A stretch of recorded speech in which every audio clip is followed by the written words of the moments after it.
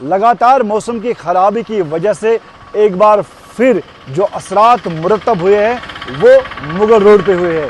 क्योंकि अगर हम मुगल रोड की बात करें यानी कि पुंछ एरिया से बराबर पीर की गली तक आज से 6 दिन पहले बर्फ़ हटाई गई है और यहाँ जो प्रशासन है इन्होंने 10 तारीख को मुगल रोड को ट्रैफिक की आवाजाही के लिए खोलने का टाइम दिया था। लेकिन बदकिस्मती की वजह से लगातार मौसम की खराबी की वजह से एक कारण ये भी हो सकता है इसलिए मुगल रोड को खोला नहीं गया।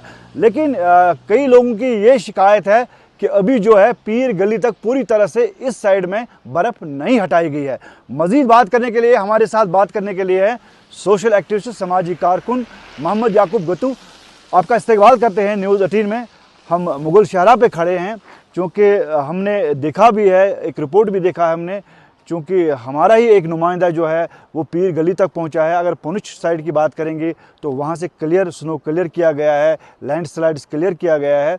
लेकिन ये कहा जा रहा है कि शोपियान की तरफ से सुस्त रफ्तारी से काम हो रहा है, जबकि ये अब जो है बॉर्डर रोड ऑर्गेनाइजेशन है इन्होंने अपने हाथों में लिया, लेकिन उसके बावजूद भी काफ़ी देर हो चुकी है मुगल रोड को ओपन करने में। देखिए, पहले हम आपका शुक्रिया अदा करते हैं। तो हम ये कहना चाहते हैं कि जो रिश्ता पिछले कई सालों से कश्मीर और पुंछ राजौरी के लोगों से जुड़ा हुआ था, चाहे कारोबार के लिहाज से, चाहे पढ़ाई के लिहाज से, चाहे उधर से कोई बीमार आता था उसको यहाँ इलाज मुआवजे के लिए आना पड़ता है, तो आप देखिए कि ये पूरी तरह 6 महीने बंद रहा ये रोड।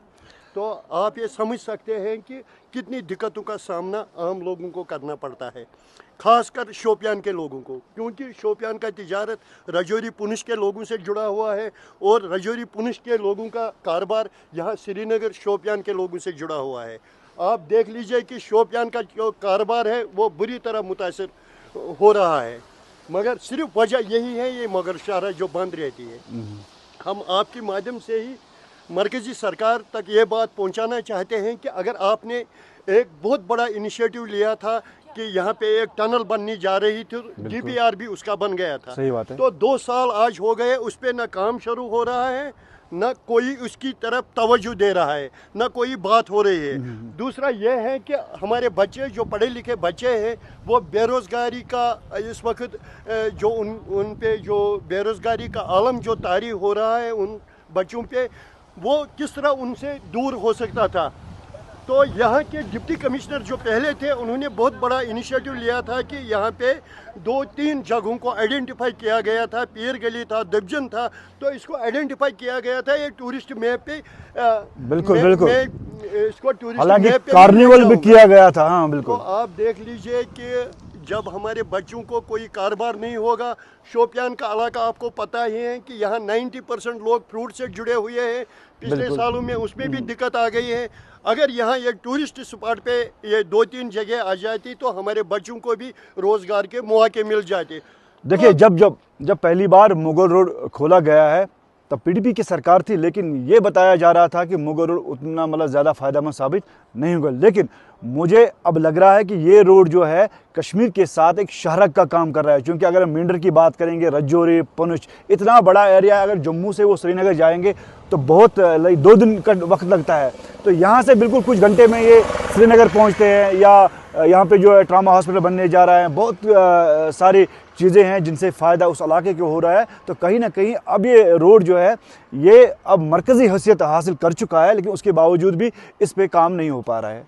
देखिए सर, अगर मैं आपको बता दूंगा तो ये सरासर गवर्नमेंट की नाकामी है।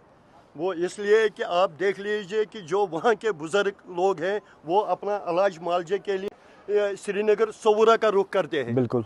तो इनको जब ये रोड बंद मिलेगा तो इनको कितनी परेशानी हो जाएगी। अगर वो NH-44 पे चलेंगे तो उनको 2 दिन लग जाते हैं श्रीनगर आने में। तो यहाँ से जो था ये जो मुगल शहरा का सफ़र जो था राजौरी और पुंछ का सिर्फ 4 घंटे का सफ़र था। और दूसरी अहम बात यह है कि हमारे बच्चे गुलाम शाह बादशाह यूनिवर्सिटी में पढ़ रहे हैं, उनको देखिए कि उनको कितनी दिक्कतों का सामना करना पड़ता है।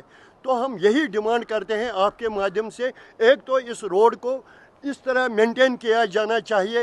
एक तो कई जगह इस पर टावर भी नहीं है, मोबाइल कनेक्टिविटी भी नहीं है, और दूसरी बात यह है कि इसको ऐसे ही छोड़ देते हैं 6 महीने के लिए। उतनी बर्फबारी तो नहीं हो रही थी कि ये इस रोड को बंद किया जाता। अगर गवर्नमेंट ये इस पे तवज्जो देती तो ये 2 दिन भी बंद नहीं रहता। आपने ये सही फरमाया, जब कार्निवल यहाँ शुरू किया गया है यहाँ की डिस्ट्रिक्ट एडमिनिस्ट्रेशन की तरफ से, तो उस वक्त देखिए कि पीक सीजन था बर्फबारी का, और जिसको हम चिले कलान कहते थे वो भी था। चिले कलान में लोग यहाँ पे आए, तो वो आप देख लीजिए कि उस वक्त कैसे रोड खोला गया। तो अभी देखिए कि अप्रैल का महीना चल रहा है, अब मई आने, बिल्कुल अप्रैल का भी आधा महीना गुजर गया, तो अभी भी ये रोड स्टार्ट नहीं किया गया है। इसमें कोई दोहराई नहीं है कि यहाँ से सुस्त रफ्तारी से काम हो रहा है, लेकिन उम्मीद करते हैं जिस तरह जोजिला पास में जितना इतना बर्फ़ होता है, अगर हम गुरेज की बात करेंगे, बांडीपोरा करना की बात करेंगे, वहाँ पे 6 फीट बर्फ़ हटाई गई है और वो रोड कर दिया गया है। लेकिन इसके साथ हज़ारों लोग, लाखों लोग वाबस्ता है जो इस रोड से सफ़र करना चाहते हैं। कहीं ना कहीं ये रोड अब जो है मरकज़ी हैसियत इख्तियार कर चुका है, लेकिन उसके बावजूद भी इस रोड पे ज़्यादा ध्यान नहीं दिया जाए। जो 10 साल पहले यहाँ पे लोगों की जो एक देरी ना मांग है, इस रोड पे टावर बनने चाहिए, हेल्थ फैसिलिटी हो, ATM फैसिलिटी हो, लेकिन कोई काम अभी तक नहीं हो रहा है। इरशाद मलिक, न्यूज़ 18 नेटवर्क, शुपियां।